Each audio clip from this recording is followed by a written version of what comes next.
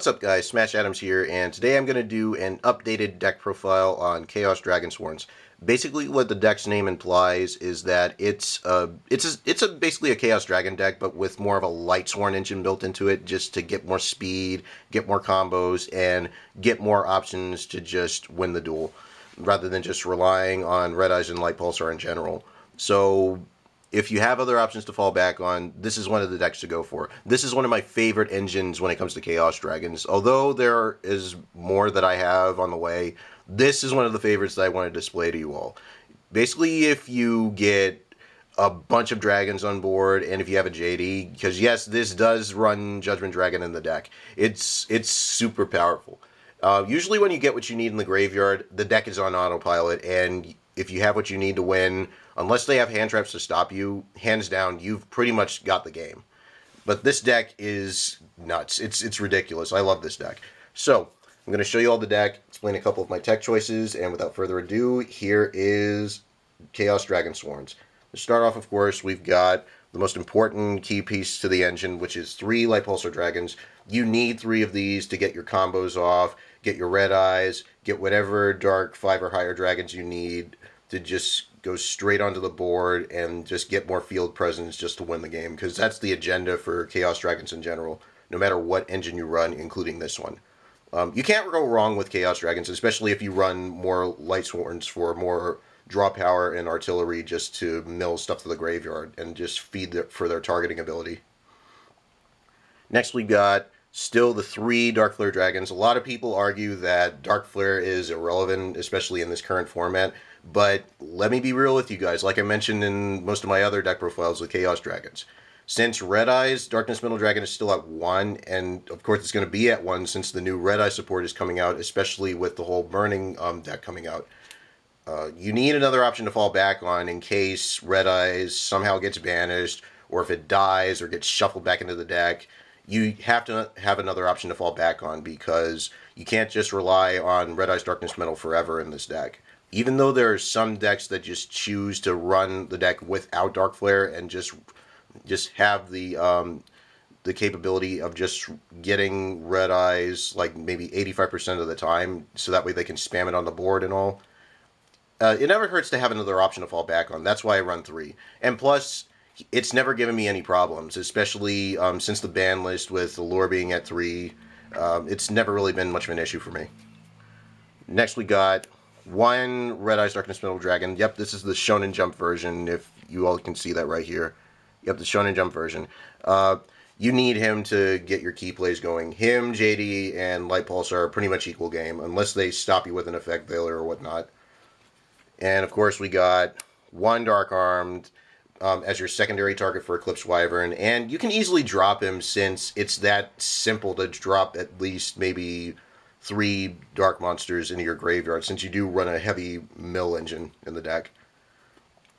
2 Eclipse Wyverns, because I do run 4 targets in the deck for this card, and it's never been dead, especially when I needed the dragons that I needed that were 7 or higher and light or dark based. Usually I get them for JD, and a small percent of the time I get them for Red Eyes. If I miss timing on the JDs and if they're in my hand or whatnot, I can always have another option to fall back on and use them on Dark Armed and Red Eyes, so that way they won't miss. And of course, we got 2 JDs. I was arguing about running, well, I was contemplating on running the 3rd one, but I was like, you know what? The 3rd one was a little too cloggy. Even though it seemed interesting at the time, I figured with the format just gradually getting faster and more support coming out, I figured, you know what, just make the deck a little consistent enough, and just dropping it down to 2 was the most significant choice ever. And usually a majority of the time I see it, so it was never a gimmick running it at 2. Even though in the past I did run it a couple of times at 3, 2 is the way to go, because it's more balanced, you're guaranteed to see it more often, and you can easily recycle it back with this guy. 1 Divine Dragon Apocralyph. Basically, you can get Red Eyes back with this, you can get JD back, spam it on the board, blow up their stuff, blow up your stuff, activate Lightpulsar, get your Red Eyes out, spam another dragon, and then some, and then go for game after that. This card is really awesome. You can't really go wrong with Divine Dragon Apocralyph. And usually when I normal summon him, I only use the recycling ability unless I really, really need to. But other than that, I'm just going to be banishing it anyway for Red Eyes, and then just getting a Lightpulsar Dragon or whatnot. But yeah, Divine Dragon Apocralyph is good. Now, that's it for the dragons. On to the Chaos monsters. We've got, of course, 1 BLS, and, of course, we got 2 Chaos Sorcerers. Hope y'all can see that. Basically for more spamming power, and then if you have enough dragons to spare, you can just be a deuce, summon more Chaos monsters onto your field, and then just go to town on your opponent's life points. It's an OTK deck, so you can't let the dragons have all the fun. I mean, you can let BLS and Chaos Sorcerer have a little bit of the piece of the pie in this one. So, yeah, the Chaos monsters are really awesome in this deck.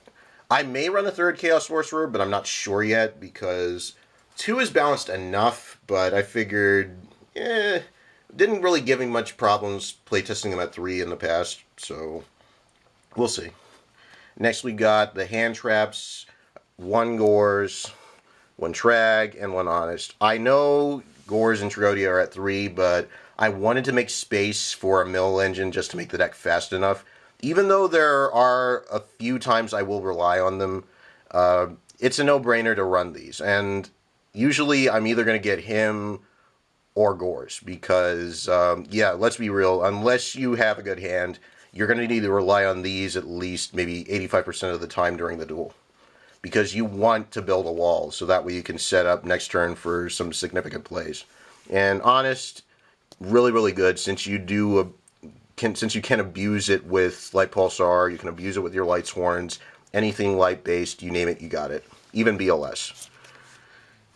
And next we've got 2 Plaguespreader Zombies. I'm glad I'm running these again, mainly because they work well with the mill engine, and that way you can recycle whatever you want back from your hand straight to the deck, to the top of the deck rather, and then summon it, go straight into a 6, go straight into a 7, go straight into an easy level 8. A majority of the times you're going to be going into a level 8 more than anything, because Plaguespreader is pretty simple to use, especially with Chaos Dragons, or just Chaos-based decks in general, since Plaguespreader is, like, in my opinion, one of the most underrated cards to run in Chaos Dragons. I've tried it in a standard build, and it worked just fine with Beals and all, but with this card in the Lightsworn engine, it's explosive, and you can spam out as many level 8s as possible if you have exactly 2 in the deck. I thought of running a 3rd one, but I didn't have the space for it, so I figured 2 was balanced enough. Until then, 2 is good enough. And now for the Lightsworn engine, because that's what complements the deck. We've got 2 Lumina, because I think 2 is enough, it's balanced enough, and a majority of the time, yes, it'll benefit you if you want to get like a first turn play with Michael, but in this deck, you want to make the deck balanced enough so that way you can get some really, really consistent plays and more board presence, so that way you can win. 3 Raiden, in my opinion, he's the best Lightsworn in the mill engine overall. That's why I run him in spades, and usually he's never given me any problems, especially in 3. And plus he's real easy to use depending on what you get synchro-based, including Michael. Next we got 2 Lyla, basically MST with legs. 2 is enough, you don't really need to bump it up by that much.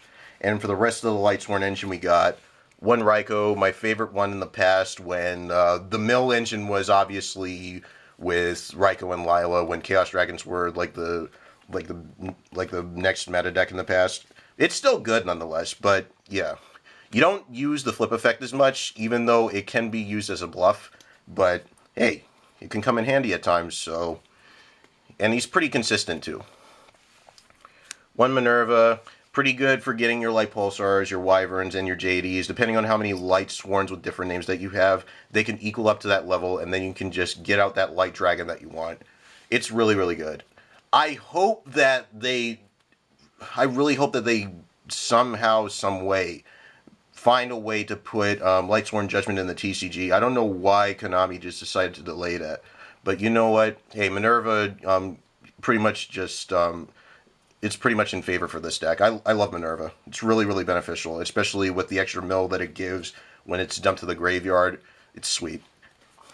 1 Celestia. I'm glad I'm running this again, even though I don't use the popping ability as much, because I want to have an extra name in there. And I know a lot of people think that old school Lightsworns aren't really that significant, and especially in like upcoming formats. But you never know what you're going to face, so having extra names that are consistent enough will benefit the deck. One Ehren, don't use the effect that much, but it actually is pretty useful when need be, especially for the extra mill power. Garoth, don't use it as much, but it is a good beater, and it's good for getting extra pluses depending on the Lightsworns that you mill. One Jain, can be really beefy against Thunder King since it's at 2. One Felis, you only use it if you mill off of a monster effect, but it's just as good as Wulf. The only difference is its defensive stats are better, and it's good for synchro summoning quicker. And of course, one Wulf, because you can mill at any time via spell, monster effect, or trap. But in this case, just monsters and spells. And now for the spell lineup, because that's all you really need. We got 2 Allure of Darkness. I couldn't make space for the third one, but 2 was enough. 2 Charge of the Light Brigades to recruit your Lightsworns that you want. And 2 solar recharges. And that's it for the spell lineup. That's all you need. Draw power, mill power, and just dragons and Lightsworns. That's all you need. Now we're going to start with the synchros, because that's where I go into most of my plays with. One Psyhemuth. This will become a Coral Dragon when I get it. But this card is actually pretty good. So that it's basically a DDD with legs, and it's 10 times stronger than DDD. DD Warrior Lady. My bad. I was like, what? DDD? Anyway, it's a DD Warrior Lady with legs. So basically, if you beat over one of your opponent's monsters, you can, sure, you'll take the damage, but at the same time, you can banish that heavy set monster that they have, and they can't get it back. And then for the 7s, 1 Black Rose to nuke the field, and 1 Michael, because it's easy to make, and it's generic, so why not? Well, I mean, well, it's not generic. You need a light, non-tuner monster in order to do it, which is pretty easy. 1 Stardust, 1 Scrap Dragon, 1 Crimson Blader for Monarch, Cosmo, and anything 5 or higher matchups. Normal or special summon based, you got it. Just as long as you hit a monster and it dies, you have no problem with this card. This card has given me so much leverage in this deck, and it's easy to make. And 1 Scarlight, the MVP of the deck. Really good against pendulums and really good against anything that special summons. And then you can burn them for like how many that they have and how many that you have. And then times 500. It's really good. And now for the Xyz, we got 1 Dante, because I'm not going to spend an arm and a leg on Minerva. It's just as good as Minerva, but in my opinion, he can be a lot more beefy than Minerva depending on whatever you mill. But his defense is good too. And then we got 1 Castell, 1 101, hope you all can see that, and 1 Queen Dragoon Jin. Really explosive with JD and Lightpulsar, especially if you have Red Eyes in the graveyard. 1 Utopia, just an extra generic card, rank 4 based. And 1 Utopia the Lightning. He can be really useful, especially during the battle phase, and it doubles to 5,000. It's really awesome.